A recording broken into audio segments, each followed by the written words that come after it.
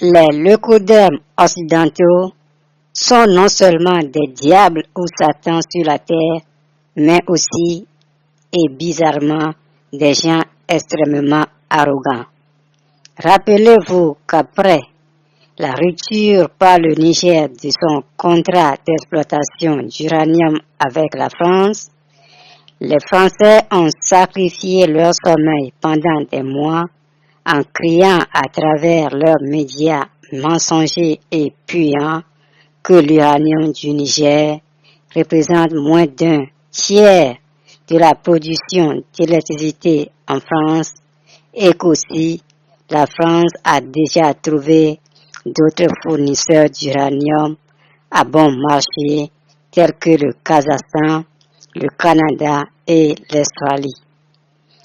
Comme on le dit souvent, l'illusion semble tenir, mais la réalité a toujours le dernier mot. Malgré le fait que les diables gaulois racontaient au monde entier que leur pays va très bien après la nationalisation par le Niger de son uranium, les délestages très rares en France apparaissent de plus en plus subitement.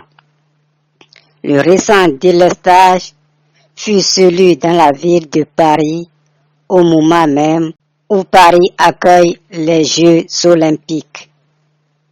Concernant les délestages qu'on enregistre de plus en plus dans ce pays maudit et diabolique qu'est la France, j'ai ce message à l'endroit des Africains. Eh bien, il faut que les Africains considèrent comme traîtres et méchants tout Africain ou toute Africaine qui pense que la seule façon d'apparaître important ou intelligent aux yeux de ses semblables africains est d'élever plus haut l'Occident et les leucodermes. Beaucoup d'Africains sont toujours dans l'idiotie. Oui, beaucoup d'Africains continuent par vivre dans des idioties et illusions au lieu d'ouvrir simplement leurs yeux pour regarder. Puis, les diplômes d'études obtenus dans les écoles coloniales et dans les universités occidentales passent pour l'intelligence chez beaucoup d'Africains. Africains,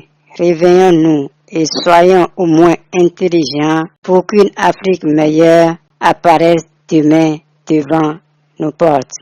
Dans un tournant dramatique, le gouvernement militaire du Niger a jeté le géant français de l'énergie Orano dans la tourmente en réduisant ses approvisionnements en uranium.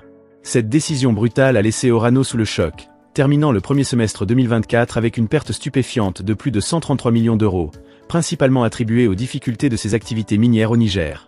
Ajoutant à la tension, une récente panne de courant à Paris pendant les Jeux Olympiques mondiaux a mis en évidence la fragilité du réseau énergétique français, alors que les agences nationales de l'énergie sont aux prises avec la réduction de l'approvisionnement en uranium du Niger. C'est ce que nous examinons dans cette vidéo.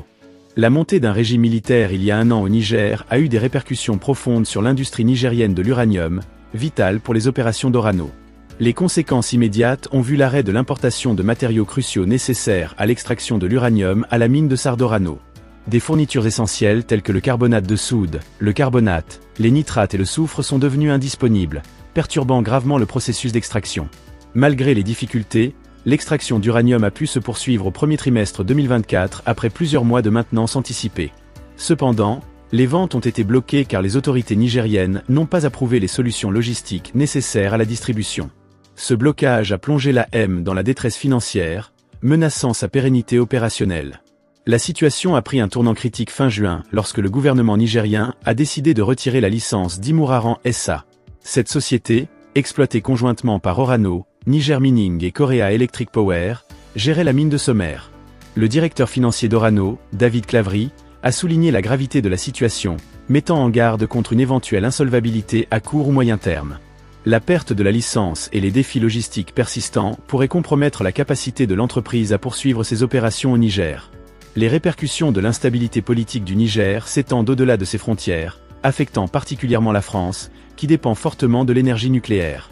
Selon le ministère français de la Transition écologique, le nucléaire représente 40% de la consommation énergétique française, 70,6% de l'électricité du pays étant produite à partir de sources nucléaires. La pression sur les approvisionnements en uranium est immense. EDF, premier électricien français, souligne cette dépendance, faisant état d'une contribution significative du nucléaire par rapport à d'autres sources comme l'hydroélectricité, l'éolien et le solaire. Les plans ambitieux du gouvernement français de construire 14 nouveaux réacteurs nucléaires, annoncés par le président Emmanuel Macron en février 2023, visaient à réduire la dépendance aux énergies fossiles. Cependant, le Niger menace de faire dérailler ces plans. Le Niger a exigé que toutes les entreprises minières et pétrolières se conforment strictement à la législation minière et pétrolière en vigueur. La souveraineté passe avant tout par l'exploitation des ressources nationales au profit de nos populations, a déclaré le dirigeant. J'ai lancé ce programme pour garantir que nos ressources soient utilisées au profit de nos populations et pour atteindre notre souveraineté alimentaire, a expliqué le dirigeant. La souveraineté sur nos ressources extractives se construira en favorisant le contenu local, a poursuivi le dirigeant. Ce principe impose aux industries minières et pétrolières de faire appel à des micro- et moyennes entreprises locales et d'employer du personnel national afin d'affirmer notre souveraineté. Ce principe sera bientôt adopté, a confirmé le dirigeant, signalant un engagement fort envers cette politique. Le paysage géopolitique a encore compliqué la situation. L'invasion russe de l'Ukraine début 2023 a incité de nombreux pays à réduire leur dépendance au gaz russe, accélérant ainsi la poussée vers l'énergie nucléaire. La France, en particulier, s'efforce de stimuler son industrie nucléaire.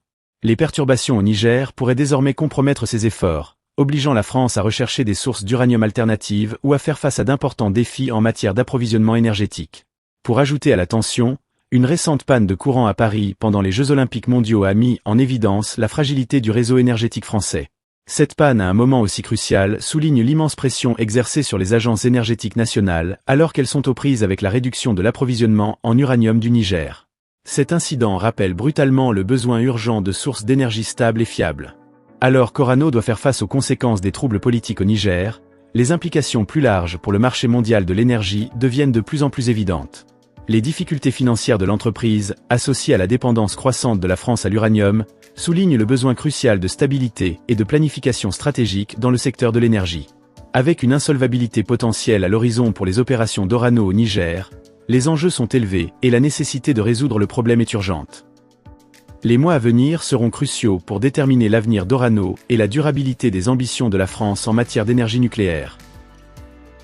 La panne de courant à Paris pendant les Jeux Olympiques mondiaux est un rappel brutal de l'interdépendance des économies mondiales.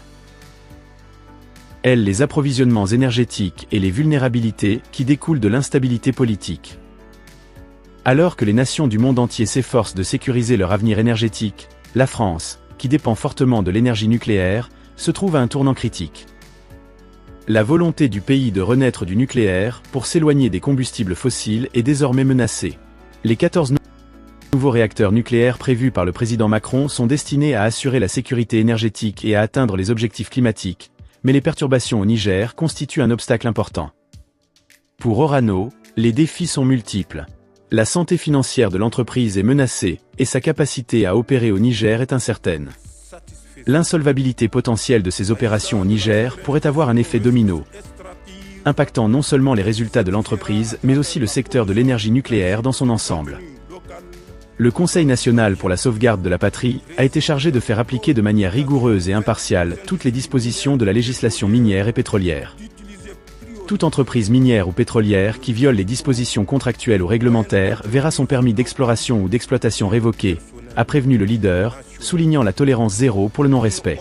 Le gouvernement a bloqué les rendus R5, R6 et R7 de l'AADM, et les permis miniers d'Imouraran et de Mata sont revenus dans le domaine public de l'État.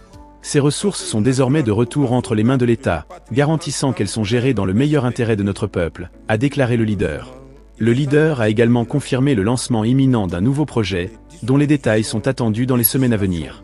Je peux également confirmer le lancement imminent de ce projet, qui favorisera nos objectifs de souveraineté et d'autosuffisance, a ajouté le leader. Cette décision souligne l'engagement du gouvernement à garantir que les ressources de la nation soient utilisées au maximum pour le bénéfice de sa population et à renforcer la souveraineté nationale par l'application rigoureuse de la législation minière et pétrolière. La construction du changement d'échelle nationale a généré un élan patriotique sans précédent, exprimant les aspirations profondes de nos populations à la liberté, à la dignité et à la souveraineté nationale. C'est conscient de l'immense espoir suscité par les événements du 26 juin 2023. Et pour être en symbiose avec les aspirations populaires que le CNSP s'est engagé sous ma conduite, d'une part, à la reconstruction intérieure du pays, et d'autre part, à la construction de l'Alliance des États du Sahel dans notre voisinage immédiat. Notre ambition pour le Niger est, comme vous le savez, centrée autour de 4 axes, à savoir le renforcement de la sécurité et de la cohésion sociale, la promotion de la bonne gouvernance, le développement des bases de production, et enfin l'accélération des réformes sociales. L'adhésion forte de la population à l'élan imprimé le 26 juillet 2023 nous commande ensemble le devoir de réussir l'œuvre de reconstruction telle que souhaitée, avec un engagement patriotique indéfectible. C'est dans cette optique que j'ai engagé le gouvernement à mettre en œuvre les mesures et actions nécessaires à la réalisation de la vision portée par le Conseil national de sauvegarde de la patrie. Alors que le monde observe la crise se dérouler, l'importance de sources d'énergie stables et fiables devient de plus en plus évidente. La récente panne de courant survenue à Paris pendant les Jeux Olympiques est une indication claire des enjeux. Dans un contexte énergétique mondial en pleine mutation, les mesures prises par les gouvernements, les entreprises et les organisations internationales dans les mois à venir seront déterminantes. Les turbulences au Niger ont des implications profondes pour Orano, la France et le marché mondial de l'énergie. À mesure que la situation évolue, la résilience et l'adaptabilité du secteur énergétique seront mises à l'épreuve, et les résultats façonneront l'avenir de la sécurité énergétique pour les années à venir. Si vous aimez le travail que je fais, gentiment partagez mes vidéos et abonnez-vous à ma chaîne. Merci de visiter ma chaîne.